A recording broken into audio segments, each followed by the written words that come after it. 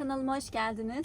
Ortalığı biraz dağıttım. Şimdi eşyalarımı yerlerine yerleştireceğiz ve nasıl grupladığımı, nereye koyduğumu size göstereceğim. Ben genelde eşyalarımı altları başka bir çantaya ve üst kıyafetlerimi de başka bir çantaya koyarak toparlıyorum. Bu şekilde grupluyorum. Çantalara bu şekilde yerleştiriyorum. Düzenli olmamız gerekiyor. Eşyalarımızı nereye koyduğumuzu hatırlıyor olmamız gerekiyor ki rahat bir şekilde aradığımızı bulabilelim. Üst kıyafetlerim tamamlandı. Bu şimdi burada beklesin. Alt kıyafetlerimi toparlayalım. Altlarımızı bu şekilde paketledik. Yolcu koltuğundan devam edelim.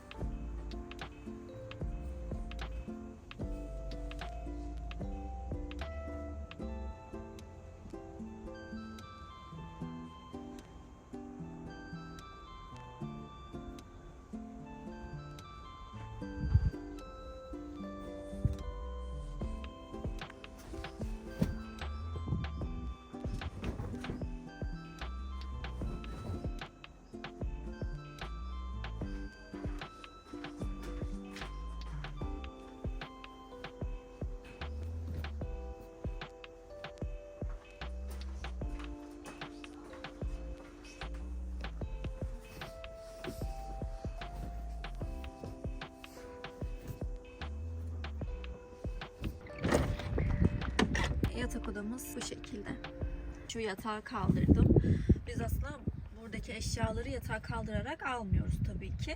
Bu eşyalarımız her zaman burada oluyor. Elimize attığımızda yatarken ya da burada otururken çantaların hepsine ulaşabiliyoruz.